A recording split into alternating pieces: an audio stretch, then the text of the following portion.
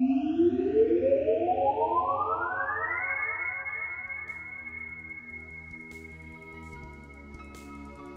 again. So, I got asked the other day, hey, are you still working on Saorsa?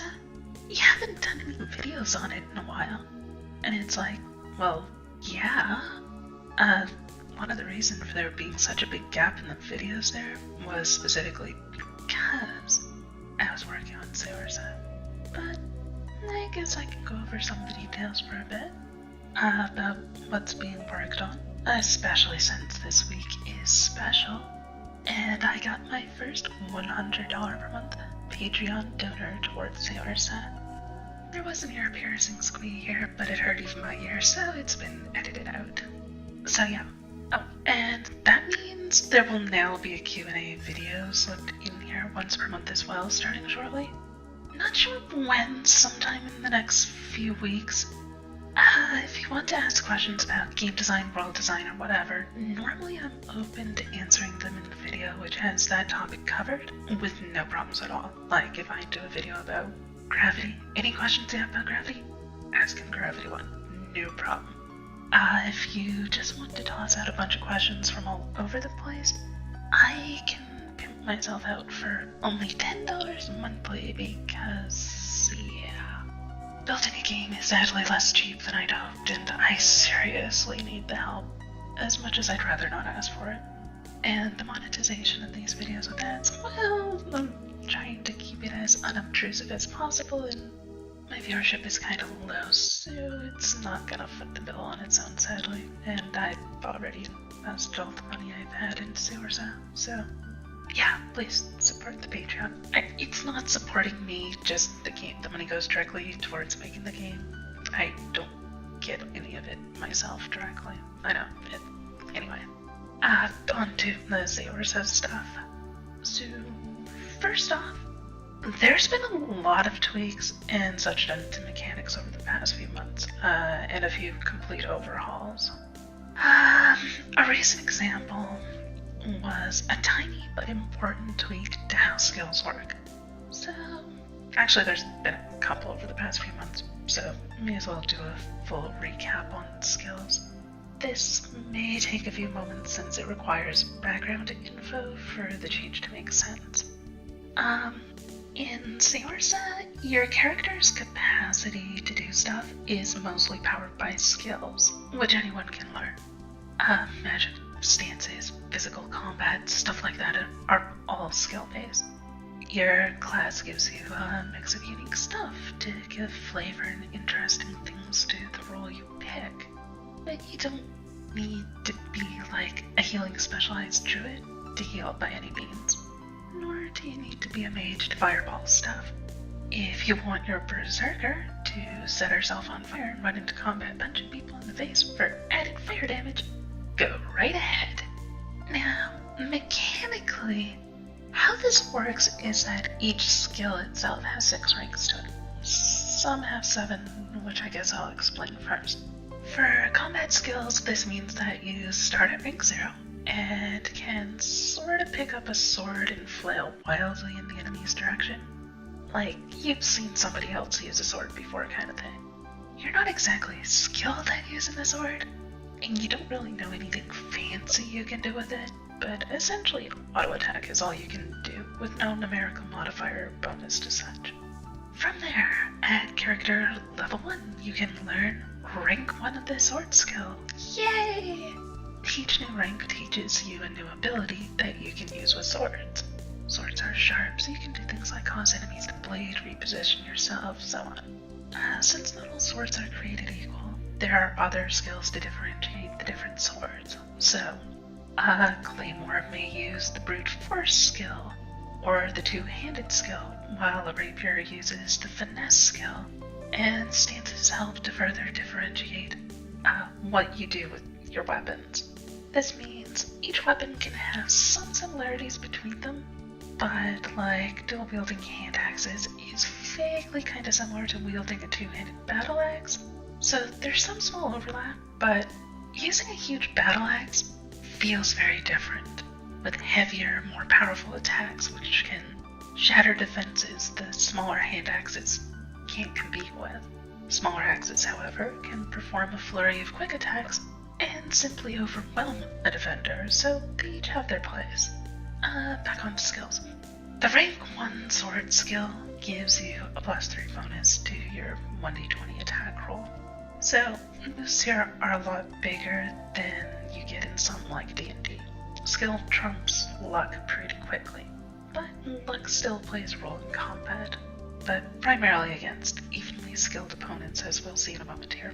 At level 5, you get rank 2 skills. At level 10, you can get rank 3 skills. At 15, for 20th level, you get 5th rank skills. For each of these, you get an additional +3 to hit, so by rank 5, you have +15 on a 1d20, so it's a pretty major increase. Rank 6 is special because, well, level 20 is the level cap, so how do you go beyond rank 5? Well, you get talents in Saorsa, which I guess are similar to feats in D&D and Pathfinder, for example, though a fair bit more open in how they work, and they don't tend to exist as a raw stat increase in most cases, with primary exception of skill masteries, which increase your skill rank by 1. Now this allows you to use that normally level 5 restricted rank 2 skill at level 1 instead. This also means that you can bump that rank 5 skill up to a rank 6 at 20, meaning you need both the max level and the max skill rank and the skill mastery talent as well to get rank 6 skills. Now these rank 6 skills are special due to such, and therefore you get a +5 bonus to hit from such for a full +20 on your 1d20. Now that's not the only advantage to skill ranks, other than the fact that you also get a new ability at each new rank, giving you greater versatility, sometimes a little more power, stuff like that. The other major thing is that in a contested roll, you roll against an enemy's defense if they choose to use one. This costs them action points to do so, so it's possible to simply wear someone's defenses down by overwhelming them with attacks, or they just may choose not to bother defending themselves, like a berserker-style character may simply not bother blocking attacks and just soak up the damage so that they can spend more of their time beating you in the face. This is important because of the change that was made recently to skills. The larger disparity between your skill, the greater shift in effectiveness at attacking or defending, even to the point of automatic failures or success. So, let's say you're evenly matched for now. Your attack skill is equal to the enemy's defensive skill. You swing a sword, they block with a shield, something simple like that. I'll say you're both rank 4, so you both get +12 to the effectiveness, so essentially they cancel out. The attacker rolls 1d20, and the defender sets difficulty based upon their skill. Since you're the same skill level, it's unmodified other than by your stats. But we'll say even your stats are the same as well for the sake of simplicity in this example. By default in this situation, a 1 to 5 on the attacker's roll is total defense. The defender managed to completely block both halves of the attack. As all standard attacks in Saorsa have 2 parts, either damage and damage, or some status effect. So like big damage hit would have 2 damage halves, but most have 1 damage and 1 status effect. Some might have 2 status effects. In this case, doesn't matter, both are blocked. Too bad. On 6 to 10, there's a partial defense in the defender's favor. One of the 2 halves is blocked, and the defender gets to choose which half goes through, the damage or the status effect in this case. On 11 to 15, another partial defense, but this time the attacker gets to choose which half goes through. On 16 to 20, total successful attack and both halves go through. You may notice this does favor the defender because they actually have to spend action points in order to be able to defend at all. Now the thing here is, this works great for characters of equal skill. Against characters which have lopsided skills, like say, I don't know, you're getting surrounded by a pack of generic kobold-style enemies, and, well, then they may not be all that skilled individually, but there's a lot of them. Or one really fast enemy which can just throw rapid attacks at you until you're worn out and you're forced to choose whether to block each hit or let some smaller ones through here and there, because you simply can't move fast enough to avoid all of them. In particular, the change that was made recently was that each skill rank shifts that success rate mentioned before by one stage. If you're skill 4 of defense, and you're fighting someone with skill 2 on offense, then even if they scored what should have been a total success on their part, instead it's shifted 2 stages in your favor. Now it's a partial defense in the defender's favor, and 3 skill ranks different, such as against those sucky, tiny kobolds. Well, even if they score a perfect attack, you still 100% guaranteed block it fully. At this point, you don't even need to roll. If you expend the action points to block, you succeed. The problem then comes in that there's like 10 of the little guys, and you can block maybe 6 of those hits on a good day, if you focus solely on that no offense on your own. As such, skill disparity plays a very huge role in Saorsa. It can get you guaranteed 100% hits, and let you have 100% guaranteed defenses in some situations. Situations where you're fighting lots of little enemies, you don't want to be rolling tons of dice because it doesn't really change what happens for the most part anyway. So basically with this setup, you don't roll at all against the kobold, whether to hit them or defend against their own hits. Their power is in their numbers to overwhelm you and flank you, surrounding you on all sides.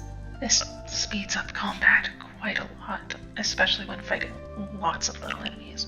At level 1, yeah, you're pretty evenly matched with a kobold for skill, unless you take skill mastery, which they won't have, in which case they're at a disadvantage already. Most enemies will tend to have mastery in their primary attack method though, with some exceptions thrown in for variety and more interesting fights. As you fight things that are bigger than you are, they get a lot harder to fight, even if their stats may not be that much higher. Like, a dragon doesn't need to be super powerful in stats to flatten you at level 1. You simply can't hit it, and it can slap you around without effort in kind. And it's not due to the modifier to your roll, but rather the modifier to the outcome based on skill. Well, that and dragons count as ascended creatures, like their demigod status. If you're fighting an adult dragon, even if you got a clean hit, it wouldn't even get through its scales, kind of thing. Like, you actually need to be level 20 and have gone through the ascension process to even annoy a dragon. It's another factor to keep, like, characters from getting too powerful. Anyway, this makes it a lot easier to balance stuff, though, on my end with all this. But it also solves the issue of the level 1 newbie who picked up a sword for the first time in their life, managing to hit the Grandmaster Legendary Swordsman on the first try because, oh, I rolled a natural 20. And 20s are still a really good thing, as they add a whopping plus 20 bonus to your roll. So yeah, that means you're pretty much almost guaranteed to hit if you can hit. Like, that's a big boost. But against somebody who's simply flat out better than you, you'll never truly score a fully clean hit. Even at your absolute best, you are simply not as good as them at their worst. You may sort of get the upper hand barely, but you're not going to be able to give them a sound beating without effort just because you're luckier than they are. Not if you catch them off guard or undefended, then, well, that all goes out the window. This is also why stats are able to be so much more prevalent in Saorsa than in games like Pathfinder or D&D. Like in Pathfinder, you get a +1 stat bonus to hit for every 2 points into a stat. That means every other point of strength is literally useless. It serves absolutely zero purpose.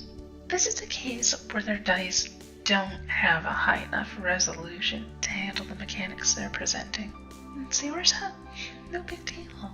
Sure, you use agility for offense, physical hit chance, and every single point of agility increases that by +1.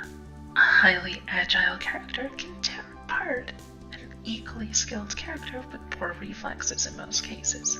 Equal skill doesn't help much if they're simply faster than you are.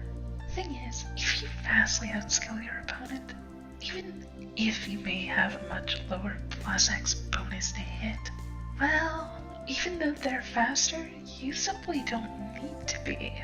Your skill is so high that you can effortlessly deflect even their quickest attacks because you don't need to make relatively large movements. You've seen it before in movies. The one guy's flailing about, jumping around in circles, making wild swings all over the place, and the defender just basically yawns and barely twitches his own sword in defense, parrying every attack with little more than a gentle flick of the wrist. At that level of skill difference, yeah, speed still matters, but not nearly as much as the fact that the one character is simply that much better of a swordsman than the other. So, quick recap. Skills go from 0 to 6 in most cases. More skill means bigger bonus, so does more stat points. In equal skill, a bigger bonus is really handy. A natural 20 gives +20 to your roll, and a natural 1 gives -20, so the shifts are actually pretty huge. Also, there are partials, where a natural 19 gives +10, a natural 2 gives -10, so partial crits.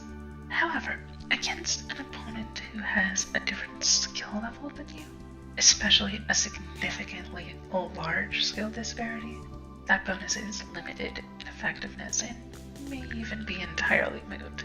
When you have level 10 people with skill mastery slapping around kobolds, you don't waste time rolling dice, you just mulch through them.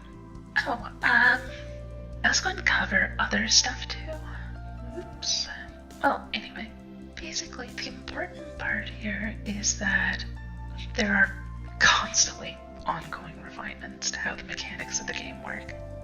This relatively small change speeds up combat a lot, makes skill trump luck more consistently, and allows for a broad range of bonus stats to be applied. +20 to hit in Saorsa is still huge against an equally skilled opponent, but raw numbers of +X to hit simply aren't everything. Other things have been worked on, like, for example, I just finished up Druids over the weekend.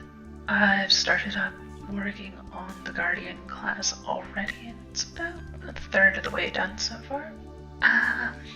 Well, as of the recording of this, by the time I actually post this to YouTube, it'll probably be done. Anyway, another thing which has been worked on is the magic system, which has gotten a couple of major overhauls, but it works very smoothly. That's been ongoing for a while, so I'll try to make it quick, or at least quicker than the skills were. Semi-short version. You get a base spell like damage. Very generic, basic concept. And then you modify the spell with spell segments. Now, these spell segments are gained from learning magic skills.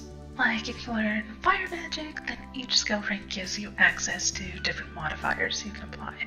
These are limited by complexity, like the skill rank 1 and 2 spell segments are complexity 1, rank 3 and 4 are complexity 2, 5 and 6 are complexity 3. Your character has an Aether Gem which they use to focus their spells through, which has a set level of facets, which can be increased in a variety of ways. Each facet of your gem allows for +1 complexity, so as your gem grows more powerful, you can cast more complex spells with more modifiers to them. Additionally, more facets than complexity allows for reduced action point costs.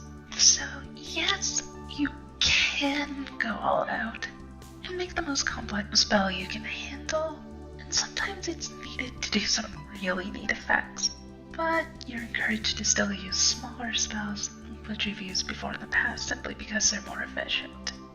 This makes it very easy on my part to balance spells to character level and AP values, but also quick to splice together a new spell on the spot as needed. Fireball, damage spell, add range in a straight line, area of effect, fire damage, and enhancement for higher damage. Boom! Done. And this also means that I can introduce the concept of magical potency, which is a secondary stat which increases how powerful your spells are, letting them heal for more, damage for more, get more powerful status effects, larger area of effect, stuff like that without messing with the spell's complexity. Just having a bigger fireball doesn't mean it's necessarily always better in terms of damage. So yeah, you invest this magical potency in making the spell more potent in some way. Maybe you spend 100 on increasing the radius of the explosion and another 50 on more damage. You can also give your spells an extra kick with up to 3 complexity addition of extra potency. So again, that slows down your spell, but it does help with characters who didn't get as good quality gear or who aren't as specialized mages to keep up though. The point here is that you can modify how powerful your fireball is in its range, its damage, if it burns targets, how much it burns for the explosion radius, and so on. This uses fairly easy rounded numbers to enhance effects, so it's pretty quick to allocate your magical potency to build the spell you want. But even high-level casters will find they can't necessarily do it all in a single spell. Part of this is the fact that there is a maximum potency investment per aspect of a spell. Like currently the limit is 50 plus 25 per caster level, so 75 at level 1, 550 at level 20.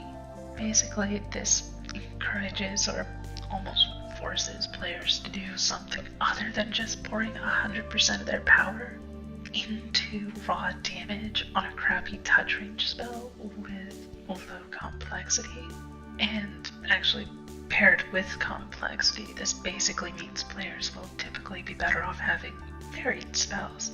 Your fireball doesn't just scale in pure damage, since you're a bit limited on that. Instead, it scales in radius, range, and being able to set it so it only hits enemies, not allies in range. Stuff like that. A stronger fireball isn't just an extra die at damage, but can be modified to be more useful in more situations, or to bounce between targets exploding repeatedly. Yeah, chain lightning fireball? You can do that. Anyway, spells which are pre-made are a bit faster to cast, while spells which are built on the spot are able to be more versatile. The magical potency thing also means that you can tweak how a pre-made spell works each time it's cast, as well by shifting its power in different areas. Like use a wide AoE fireball against lots of minions, then shift that power to damage in less radius to nuke boss, for example. Same spell, different effect. Or similar effect, I suppose you're burning stuff, but anyway. This means you never have that frustrating situation with D&D where you didn't bring the correct spell list with you.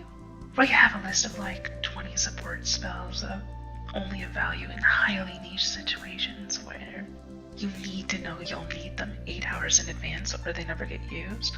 Like, what would you rather have? Like, turn stone to sand? Or fireball? Fireball's generally useful in almost all situations. Stone to sand, less so. The point is, in Saorsa, yeah, if you know how to turn the ground into quicksand, you can do that whenever. But if you haven't built it in advance as an actual spell, it's gonna take a little bit longer to cast. You can only have so many spells built at a time, so you still have the limitation, but It doesn't prevent you completely from using the spell you want when you need it most. It just makes it less efficient. There's also a thing called the Etheric Reserve Pool, which is kinda like backup mana battery.